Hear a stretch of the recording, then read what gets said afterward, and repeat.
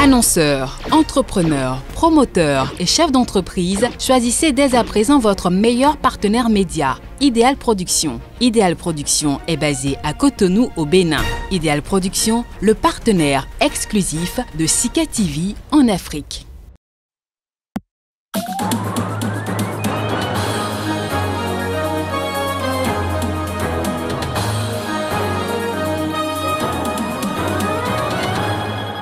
L'ancien président ivoirien Laurent Gbagbo rentrera dans son pays le 17 juin après 10 années d'absence.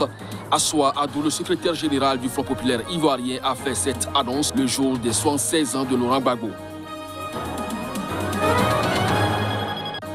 L'opposant nigérien et défenseur des droits humains Omoleye Sowore a affirmé lundi avoir été blessé par la police à Abuja. Il était dans une manifestation dispersée dans la capitale. La police, elle, dément cette affirmation. Au moins une cinquantaine de personnes ont été tuées dans l'attaque de 2 villages du nord-est de la République démocratique du Congo. C'était dans la nuit de dimanche à lundi.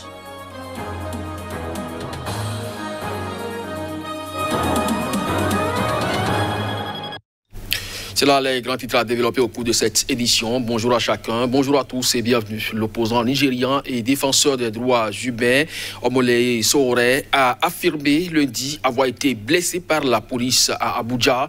Il était dans une manifestation dispersée dans la capitale par la police. Celle-ci dément cette affirmation. Omoleye Sowore, qui par le passé a organisé de nombreuses manifestations contre la mauvaise gouvernance au Nigeria, a publié sur Twitter une photo de sa blessure, affirmant avoir été atteint par un agent de police à la fontaine de l'unité à Abuja. Jusqu'ici, cet incident ne nous a pas été rapporté et contrairement à ce qui est affirmé, les agents de police ont rétabli le calme de manière professionnelle, a rétorqué la porte-parole de la police locale, Mariam Youssouf, dans un communiqué. Les manifestants qui étaient déchaînés ont été contenus par les agents de police pour les empêcher de provoquer des troubles à l'ordre public, a indiqué la porte-parole. L'activiste Inibeye Fiong, un proche de Sowore, a affirmé sur Twitter que l'opposant a été visé par un agent de la police qui a tiré une grenade de gaz lacrymogène directement sur lui. L'opposant a été transporté d'urgence dans un hôpital, a affirmé à l'AFP l'un de ses avocats, Marshal Aboubakar, affirmant que son client souffrait d'une blessure grave, une plaie profonde sans autre précision. L'organisation de défense des droits humains Amnesty International a déclaré sur Twitter avoir reçu une information préoccupante selon laquelle la police aurait tiré sur Omoleye Sowore. Les manifestants méritaient d'être écoutés, pas qu'on leur tire dessus, poursuit l'organisation, appelant les autorités à ouvrir une enquête. Candidat malheureux à la présidentielle de février 2019, Omoleye Sowore, 49 ans, avait été arrêté en août 2019 et en décembre 2020 pour avoir appelé à l'organisation d'une manifestation de masse dénommée Révolution Maintenant. Toujours au Nigeria, la série noire des enlèvements de masse d'écoliers continue. Un grand nombre d'enfants ont encore été enlevés ce dimanche par des hommes armés dans une école privée musulmane dans le centre-nord du pays. De nombreux élèves ont été kidnappés ce dimanche dans une école musulmane au Nigeria. Le nombre exact d'enfants enlevés était encore incertain ce lundi matin. Mais environ 200 se trouvaient dans l'école Saliou Tanko, située dans l'état du Niger au moment de l'attaque qui s'est déroulée dimanche après-midi. Plusieurs ont réussi à s'enfuir, mais les ravisseurs ont pris plus de 100 élèves avant de laisser ceux qu'ils considéraient comme trop petits, ceux entre 4 et 12 ans, a confié un responsable de l'école sous couvert d'anonymat. Les autorités locales ont confirmé ce dimanche soir l'enlèvement sur Twitter, précisant que le nombre d'enfants kidnappés était encore incertain. Les ravisseurs ont relâché 11 enfants qui étaient trop petits pour marcher, ont précisé les autorités. Elles dénoncent cet événement malencontreux et la hausse des kidnappings contre rançon à travers le centre et le nord du Nigeria. Le gouverneur local Sani Bello a ordonné aux agences chargées de la sécurité de ramener les enfants au plus vite. Un porte-parole de la police, Wassiou Abiodun, a déclaré que les assaillants sont arrivés à moto et qu'ils ont commencé à tirer avant de tuer un habitant et d'en blesser un autre et d'enlever les enfants. Ce nouveau kidnapping survient au lendemain de la libération de 14 étudiants dans l'état de Kaduna après 40 jours de détention. 5 étudiants avaient été exécutés par leurs ravisseurs dans les jours qui ont suivi leur kidnapping pour faire pression sur les familles et contraindre le gouvernement à payer une rançon. Des familles citées par la presse locale ont déclaré qu'elles avaient payé 180 millions de naira, soit 357 000 € au total, pour retrouver leurs enfants. L'ancien président ivoirien Laurent Gbagbo rentra dans son pays le 17 juin après 10 ans d'absence à la suite de son acquittement par la justice internationale des crimes contre l'humanité et peut également le feu vert d'Abidjan à ce retour très attendu par ses partisans.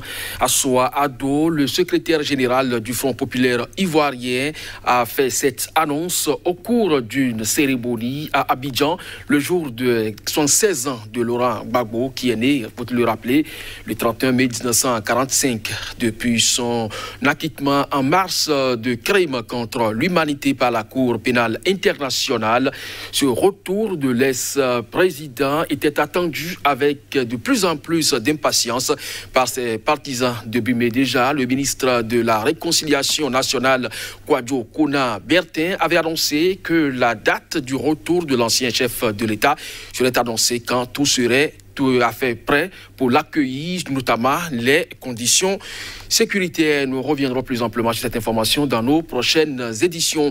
Au moins une cinquantaine de personnes ont été tuées dans l'attaque de 2 villages dans le nord-est de la République démocratique du Congo. C'était dans la nuit de dimanche à lundi. Le bilan des attaques de la nuit de dimanche à lundi s'est alourdi à au moins 50 civils tués, bilan toujours provisoire, 28 à Boga et 22 à Tchabi, dans le territoire d'Irumu en Ituri, a indiqué le baromètre sécuritaire du Kivu KST.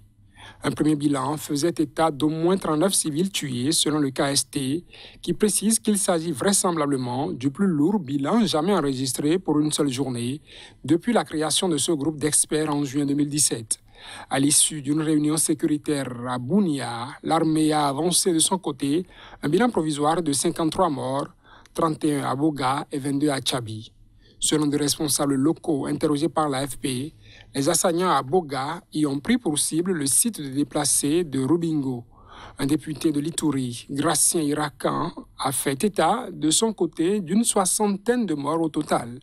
Mais il y a des corps qui continuent à être découverts, donc le bilan risque de s'alourdir. Il y a encore beaucoup de blessés en brousse où tout le monde a fui, a expliqué à l'AFP Gracien Irakan. 7 camions sont descendus sur place pour récupérer les victimes. C'est une situation dramatique.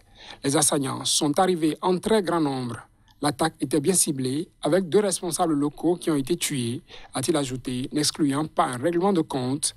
Un responsable de la société civile locale a attribué ces tueries aux rebelles ougandais des forces démocratiques alliées ADF. La région est cependant aussi marquée par de forts antagonismes entre ethnies locales. Pour les 2 responsables locaux interrogés par l'AFP, il est difficile d'attribuer ces attaques aux ADF, étant donné que d'autres conflits à caractère ethnique courent, selon eux, dans la zone, notamment entre les Nyali et les Banyabwisha. Ces derniers sont des Hutus congolais d'origine rwandaise. Un célèbre juge algérien suspendu depuis décembre 2019 pour ses prises de position en faveur du mouvement pro-démocratie du Irak a été radié dimanche du corps des magistrats, a-t-on appris de sources judiciaires. Le Conseil supérieur de la magistrature en Algérie a décidé de radier le juge Sadeddine Merzoug du corps des magistrats selon maître Feta Sada, un avocat, après la répression quotidienne visant des irakistes, des opposants politiques et des journalistes. Cette sanction qui était attendue à l'encontre d'un magistrat traduirait la volonté du pouvoir de neutraliser toute voix dissidente avant les élections législatives qu'il a convoquées le 12 juin prochain. Accusé de violation d'obligation de réserve, Merzoug est considéré comme une des figures du mouvement de contestation au sein de la magistrature. Outre le magistrat, le procureur Sid Ahmed Beladi a également été suspendu de ses fonctions pour ses sympathies pro-Irak, selon les médias locaux. Ce procureur avait fait parler de lui l'année dernière en requérant la relaxe pour des manifestants du Irak quand il était en fonction au tribunal algérois de Sidi Mohamed. Plus de 180 personnes sont actuellement incarcérées pour des faits en lien avec le Irak et ou les libertés individuelles selon le Comité national pour la libération des détenus, une association de soutien. Malgré 2 échecs, la présidentielle de 2019 et le référendum constitutionnel de 2020 marqué par une abstention record, le pouvoir algérien a décidé à appliquer sa stratégie électoraliste sans tenir compte des revendications de la rue, état de droit, transition démocratique, justice indépendante.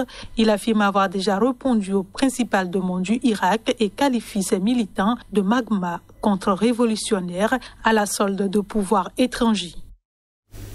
En France, cette fois, l'ancien militaire lourdement armé qui était réfugié dans le département de Dordogne a été neutralisé.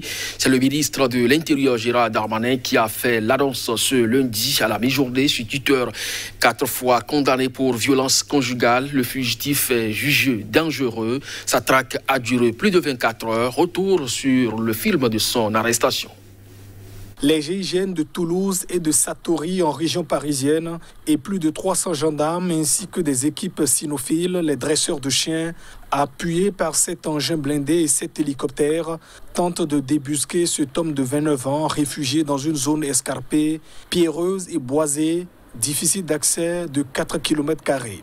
L'ex-militaire qui a été dans l'armée de 2011 à 2016 et a appartenu au régiment d'infanterie de Brive dispose d'une arme de grande chasse, une arme puissante et qui est effectivement une arme dangereuse, avait précisé dimanche à la presse le général André Pétillot, commandant de la région de gendarmerie de Nouvelle-Aquitaine.